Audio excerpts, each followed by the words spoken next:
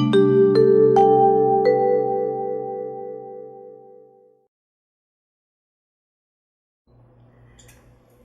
guys, welcome to September's episode of Fresh for Kids.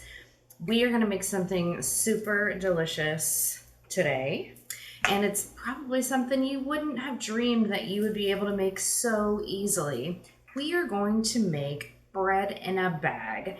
It's a yeast-based bread that rises very quickly. It doesn't have as long of a proofing process as you would with most traditional yeast-based breads. And the really cool thing, we don't need any electronic mixers to make this. We are going to make it in a bag. Bread in a bag. That's our recipe today. So what you have here, or what I have here in front of me, I have done my mise en place. And I know that I've said that to you before, but I'll just remind you what that means is you are measuring out all of the ingredients you're going to need for your entire recipe, and you have it all ready for you. Because there's nothing more frustrating than getting halfway through your recipe and realize that you don't have something that you need, or that you need it rather quickly, and then you have to stop and take the time to measure it out. So what we need for this recipe, of course, we need the bag, right? It's right there in the title of the dish. So we've got our bag. It is very important that you have something that is resealable and is a good quality bag, because you're going to be mixing a lot of stuff around in here and you definitely don't want it to leak out. So what we have here, we have 3 cups of all-purpose flour, or as the kitchen pros like to say, AP flour. And the reason why I have measured it out in 3 separate 1-cup containers here is because we're going to be adding it 1 cup at a time. And it's a lot easier to do it separately like this than to put it all in one 3-cup container and then have to measure it out, quickly while you're in the midst of a recipe. Trust me when I tell you, it's a lot easier this way. We also have 1/4 cup of sugar, just regular white sugar. We have 3 tablespoons of olive oil, and 2 teaspoons of kosher salt, and 1 pack of instant yeast. And when you buy this at the store, it does come in a 3-pack. It's very inexpensive. It's less than $2 for 3 packs. So now we have all of our ingredients ready to go. My oven is preheated to 375 degrees. You always want to start off with that so you make sure that your oven is exactly at the temperature that you need it once your dough is ready to go in.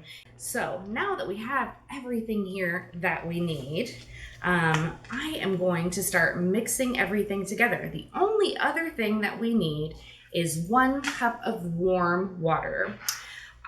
You don't want it to be too hot. You want it to be warm enough to activate your yeast, but not too hot, because then it can actually kill it and then it doesn't rise at all. So I'm going to get my hot water all ready, and I'll see you back here in just a few minutes.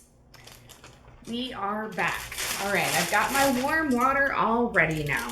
But like I said, you don't want it to be too hot or too cold. Otherwise, the yeast does not do what it's supposed to do. So first thing, we've got our bag. So we're going to put in 1 cup of our flour. We are going to put in our packet of yeast. And of course, there are different versions of this. You always want to make sure you get the instant when you're making this particular recipe. Okay, so we'll put that in. Okay. Our 1/4 cup of sugar. And what the sugar does is it feeds that yeast. So when it starts to activate, that is sort of the food for the yeast. So it's very important that you not add too much sugar to it. When I made this recipe at home last night, I definitely added some spice and seasoning to it, which this bread is really great for that. You can kind of go in different directions with it. What I'm making today is really just the very basic that you could sort of build on. But I would caution you against putting anything with a good amount of sugar in this, anything super sweet, because you don't want to have too much sugar, because then your yeast kind of gets overwhelmed and will not activate properly. But doing dry, savory seasonings, you are good to go. I added turmeric, garlic, chipotle and onion powder and parsley to mine, just to give it a little bit more of a savory depth, but the plain is really awesome too. All right, so we have our flour, we have our sugar, we have our yeast, and the last thing we're gonna add is that warm water. Okay, so then we're gonna seal this up, and you wanna try to get as much of that extra air out as you can. It makes it a lot easier to mix around with your hands when there's not too much air. Make sure it's sealed up well, and then just mix with your hands. It's sort of like a science experiment, and it truly is, because cooking, especially baking a pastry like this, it absolutely is science. The yeast getting activated is what makes this bread so delicious.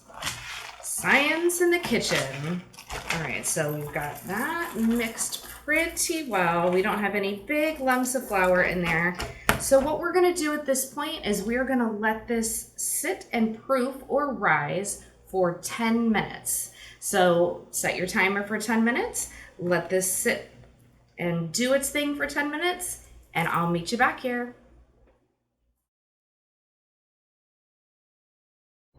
And we're back. It's been 10 minutes. And if you've been watching your bag, you've probably noticed lots of bubbles happening in there. That means your yeast is activated and it is growing. It's alive. It's super cool, right? So the next thing we're gonna do, we're gonna open this up. We are going to add 1 more cup of our flour. Okay. We're gonna add our 3 tablespoons of olive oil. We're gonna hold on to that container because we're gonna use a little more olive oil. We're gonna brush that on the top of it before we put it in the oven. And then we are going to add our 2 teaspoons of kosher salt. So again, we want to get as much of that extra air out as we can. Seal that up tightly.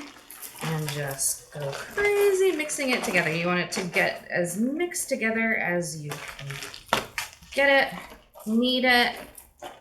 It's really fun. And if there are a few of you in the kitchen, you can take turns. It's really fun to play with. All right, so we have that in there. We'll move our salt, everything out of the way. Then we are going to open this up again very carefully. Your bag is going to be kind of heavy because it's going to have a little bit of that dough along the inside of it. We're going to put our last cup of flour in there. All right, let's get some of that air out. It's amazing how much easier it is to work with when you don't have all that air in there, trust me. All right, so we are going to knead this. Knead with a K until it is fully incorporated. It will sort of form into a ball once the dry ingredients and all the wet come together.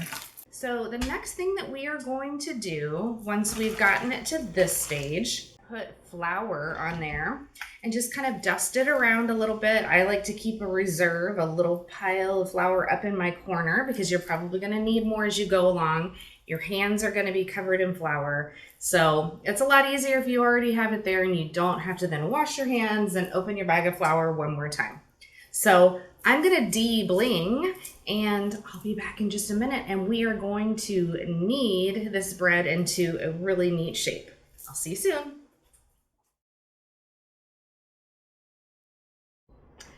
Hi, we're back. Okay, so what we're gonna do now that we've got this solid dough, we're gonna open it up. And what I did last night at home, it's a lot easier. Just tear it along the sides because it's kind of challenging to get it all out otherwise. And then you can just turn the bag inside out and there you go. It's right there for you to work with. Okay. And then of course, once we've gotten everything out, we're gonna throw that away. So when I said de-bling, if you've never heard that term before, what I did is I just took off all of my jewelry because A, I don't want it to have bread dough on it. Another reason, just for cleanliness, of course, my hands are very clean. I just washed them. And some of your bracelets, rings, things might hold on to other stuff you've picked up along the way that you definitely do not want in your bread. Okay, so here's what we're gonna do.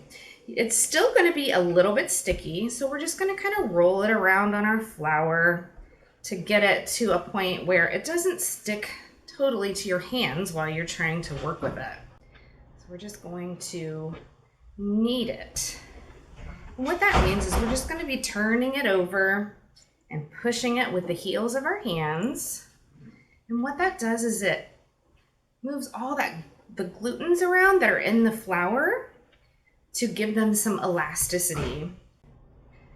And you're just going to keep doing that. Like I said, if it starts to get sticky, just pull some of your flour that you've got up there in the corner of your cutting board and continue to roll it until it doesn't stick to your hands or to your surface that you're working on. And I like to just keep folding it over and then working in the other direction. You want to knead this for about 5 minutes. So you can set a timer for that if you like. But you're going to be able to tell when it's the right consistency, when it's very smooth and elastic. And like I said, you won't see the stickiness. You'll start to see a change in the consistency as you go along and get it to the perfect smoothness. Another cool thing about this recipe, we did not use any dairy products. So if you are a little, lactose intolerant, this is a great bread recipe for you. There's no butter, milk, or any other dairy product in it. It is very smooth, very elastic, and then you just I'm just gonna kind of make a big ball out of it, get it even, because what we're gonna do at this point is we are going to cut it in half before we, of course, put it in our little mini pans. So we're just gonna cut it right in half. There we go. So we have 2 even pieces of bread dough, and I'm just gonna kind of roll it up into a nice little shape, a loaf shape on each side. There we go. And then we're gonna put them in our little mini pans. All right. There we go. At this point, you are going to want to brush these with a little bit of olive oil or butter. So I'm going to mix up a little bit of parsley and a little bit of garlic powder in that just to give it a little flavor along the top after I wash my hands. So I'll see you back here in just a moment. And we are back. So what I've got here is I've just mixed up some of our extra virgin olive oil with some garlic powder and some parsley. If you wanted this totally plain, absolutely just use your olive oil. Or if there's other spices that you might be more partial to, of course, this would be a great time to add those in. Now, like I said, if you wanted to have a little bit of a sweeter bread, while I definitely would not recommend putting any extra sugar into the dough before it gets to this point, if you wanted to brush on top perhaps butter or a butter alternative with some cinnamon or any other type of sweeter spice, maybe a pumpkin or a nutmeg, clove, something like that, whatever you're into, that would be really delicious on top of this as well. So normally I would use a pastry brush. I don't have one, so we're just going to use a little spoon. I'm just going to brush some, put it on the middle and kind of work it around until we get it completely covered. This will make your bread look really pretty and have a nice little shine to it once you pull it out of the oven as well. And then as soon as you have done that, we are going to take a clean kitchen towel and we're just going to drape it over top, and we're going to let this rise for 30 minutes before we put it in the oven. So I'll see you back here in 30 minutes. Hey, we're back, and this bread looks so great. It has doubled in size in our cute little mini loaf pans. So now that it's all ready to go, I'm gonna put it in our 375-degree oven, and we're gonna bake it for about 30 minutes until it's golden brown on the top. So I'm gonna pop this in. I'll meet you back here in 30 minutes so we can check out how delicious it looks. Okay, you ready?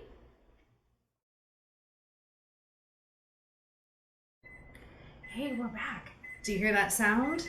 That's our timer going off. Our bread is ready. I wish you could smell it. It smells so amazing in the air. So I'm gonna turn off our timer and I'm gonna grab my trusty oven mitts. Of course, whenever you're taking anything out of the oven, you definitely need good protection from oven mitts. You may want to let mom or dad do this part because sometimes it can be a little bit scary pulling things out of a hot oven. But here we go. We're going to take it out. Oh, wow, it's so pretty. Just be kind of careful. We've got them on a cookie sheet. It makes it a lot easier than trying to put them in as two separate little tiny pans. So they look very pretty. Pick one up so you can get a closer look at it. Got that parsley, a little bit of garlic on top, and it's the perfect color of golden brown. So you want to let this cool off for at least 5 to 10 minutes before trying to cut into it. This is a little bit of a denser bread, but it's super delicious, super easy, and I hope that you have enjoyed this program, and I can't wait to hear what kind of bread in a bag you make. I'll see you guys soon. Bye.